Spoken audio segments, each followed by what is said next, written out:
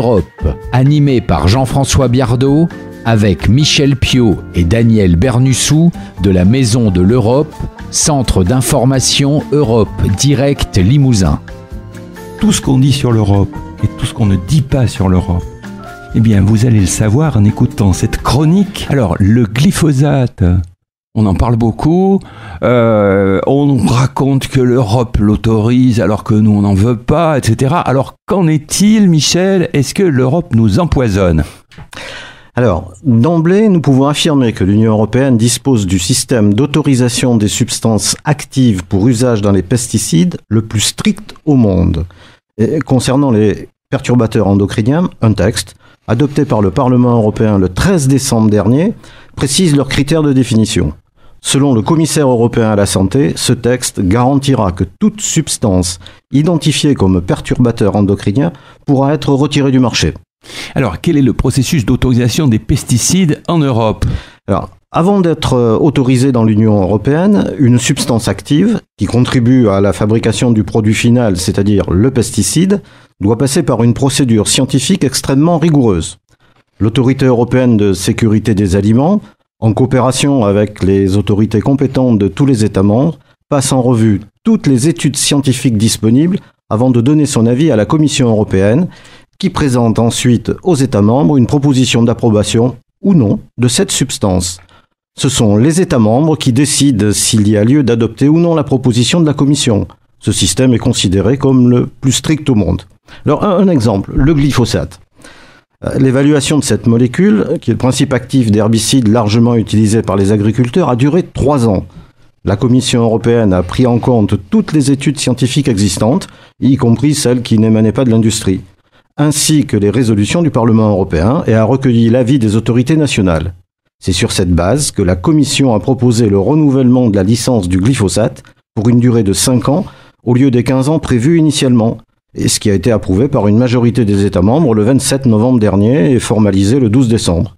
18 États pour, 9 contre et une abstention. Alors néanmoins, ce cadre de prise de décision n'a rien d'un carcan. Il revient aux autorités nationales d'autoriser ou non les produits mis en vente dans leur pays, d'en déterminer les conditions de vente, en accès libre ou pas, ou bien les restrictions éventuelles d'utilisation. Les États membres peuvent donc interdire les produits dérivés, et c'est exactement ce qu'a annoncé la France. Elle a souligné en décembre son intention d'interdire complètement le glyphosate sur son territoire d'ici 2020. C'est déjà le cas dans les espaces publics français depuis le 1er janvier 2017, et le sera totalement pour les particuliers au 1er janvier 2019. Mais alors, les experts scientifiques consultés par les agences européennes ne sont-ils pas des anciens collaborateurs des industries chimiques, ou alors ne sont-ils pas sous l'influence excessive, peut-être financière, de l'industrie chimique? Je ne pense pas qu'on puisse le dire ainsi. Tous les experts doivent compléter une déclaration de conflit d'intérêts et déclarer toute relation qu'ils pourraient entretenir avec une quelconque organisation ou entreprise. Donc, ces informations sont publiquement disponibles. Donc, ces experts sont soumis à un maximum de transparence. Et dans la plupart des cas, ce sont les États membres et non la Commission européenne qui propose les experts. Bon, il est normal que dans certains cas, certains experts aient eu par le passé des contacts avec l'industrie, car c'est justement une expertise dans ce domaine que l'on recherche. Ça ne veut pas dire qu'ils sont sous l'influence d'une quelconque entreprise ou d'un lobby. Toutefois, un grand nombre d'experts est consulté et il y a donc très peu de chances qu'ils soient tous sous l'influence du secteur industriel.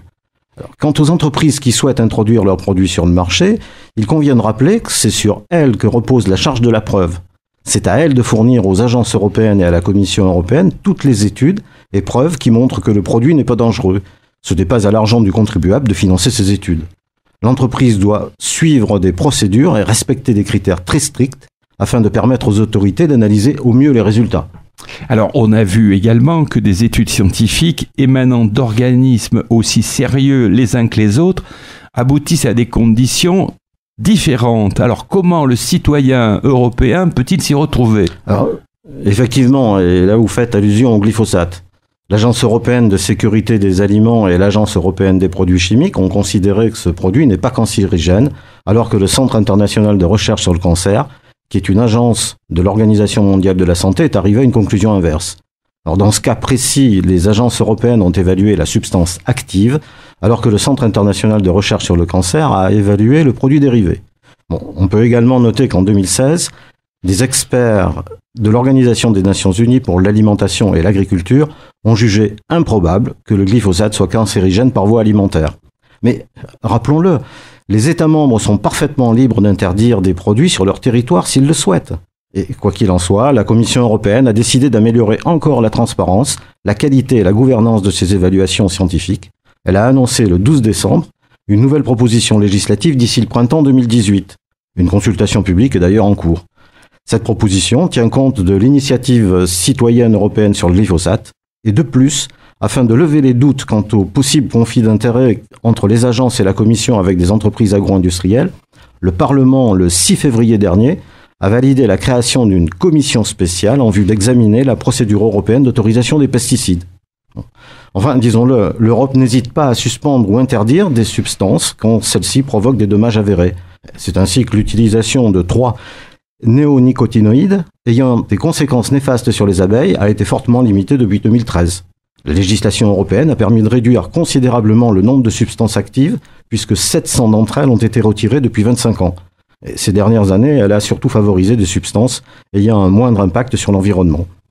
Alors, l'Europe encourage aussi une utilisation soutenable des pesticides, en interdisant par exemple l'épandage aérien, mais in fine, il appartient aux États membres de faire en sorte que la législation et les bonnes pratiques soient effectivement mises en œuvre au niveau national.